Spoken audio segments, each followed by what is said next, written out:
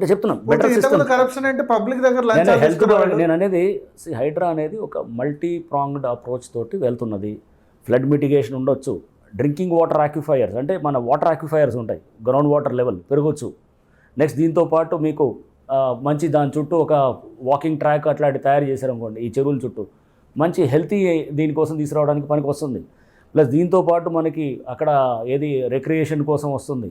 ఇదే కాకుండా మీకు ఆ ల్యాండ్ కబ్జా అయ్యి వేరే సిస్టమ్స్లోకి డైవర్ట్ అయ్యి ఆ సిస్టమ్స్ను కూడా డ్యామేజ్ చేసేటువంటి దాన్ని కూడా చెక్ పడుతుంది.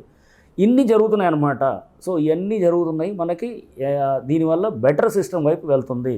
సో మన దేశం సమాజం బెటర్ వైపు వెళ్తుంది. సో ఇవన్నీ కూడా తప్పకుండా ఒక మంచి దిశ వైపు తీసుకెళ్ళడానికి ప్రభుత్వం ఎంతో ఆలోచించి తీసుకొచ్చిన ఇన్స్టిట్యూషన్, దీనికి ఎన్నో పవర్స్ ఇచ్చినటువంటి ఇన్స్టిట్యూషన్. తప్పకుండా మీ ఇల్లు కూడా ఎఫ్టీఎల్ పరిధిలో ఉందని కొద్దిమంది ఈ మధ్య రైట్, అదే చెప్పాను. దాని మీద కూడా నేను మన ప్రెస్ మీట్లో కూడా చెప్పాను. ఒక కామన్ సెన్స్ అండి, చెరువుకి పైన ఎఫ్టీఎల్ ఉంటుంది, చెరువుకి అప్స్ట్రీమ్లో అంటే ఎఫ్టీఎల్ కానీ బఫర్ కానీ. సో దాన్ని సరదాగా నేను అన్నాను, సో తల మీద మనది మెడ మీద తల ఉంటుందా, తల మీద మెడ ఉంటుందా అని. సో మామూలుగా మెడ మీద తలే ఉంటుంది అనేది అంటాం మనం కదా. చెరువుకి పైన అంటే ఎగువ భాగంలో అప్స్ట్రీమ్లో ఎఫ్టీఎల్ బఫర్ ఉంటుంది, దిగువ భాగంలో ఉండదు. మా ఇల్లు చెరువుకి దిగువ భాగంలో 1 కిలోమీటర్ దూరంలో ఉందన్నమాట.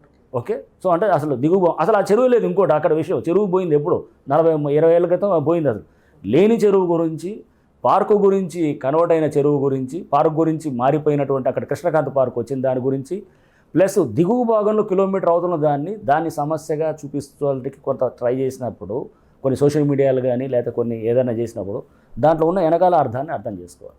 అంటే పర్సనల్గా కూడా అటాక్ చేయడానికి వస్తారు. చేసిన ఎన్నిటికీ నాకు అలవాటేసి మనం ఏంటంటే నీ లక్ష్యం నీ క్లియర్గా ఉన్నప్పుడు దీన్ని పర్సనల్గా చేసినప్పుడు కూడా సో దాంట్లో ఏం అసలైన ఆర్గ్యుమెంట్. ఐపీఎస్ కెరీర్లో మోస్ట్ ఛాలెంజింగ్ టాస్క్ ఏంటి? ఆయేషా కేసా, మారుతీరావు ఆత్మహత్య, ప్రణయ్ అమృత సంబంధించిన కేసా, ఎస్ఎస్సి ఎగ్జామినేషనా, లేకపోతే ఇది హైడ్రానా?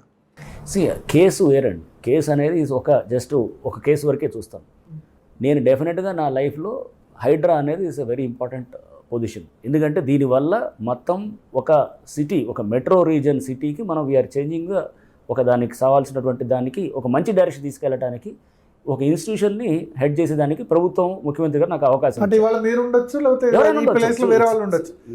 సిస్టమ్ క్రియేట్ చేసే అవకాశం. Individual doesn't matter. ఇక్కడ రంగనాథ లేకపోతే సమ్ ఎక్సా వై అనేది డజంట్ మ్యాటర్. ఇది ఒక వ్యవస్థ. గ్రేహౌన్స్ కూడా మనకు వచ్చినప్పుడు ఒక అద్భుతమైన వ్యవస్థ తయారు చేశారు. అది ఆ వ్యవస్థ గ్రేహౌన్స్ ఎస్ఐబి అనేది బలంగా అది వెళ్ళే కొద్దీ నక్సలిజాన్ని చెక్ చేయడానికి చాలా స్ట్రాంగ్ సిస్టమ్స్గా తయారైంది. సో ఒక కొత్త సిస్టమ్ అనేది తీసుకొచ్చారు. అది వ్యక్తి డజంట్ మ్యాటర్. సో అది రేపు ఈ ఇన్స్టిట్యూషన్ని బలంగా తీసుకెళ్ళాలి, దీన్ని రాజకీయాలకు అతీతంగా తీసుకెళ్ళాలి.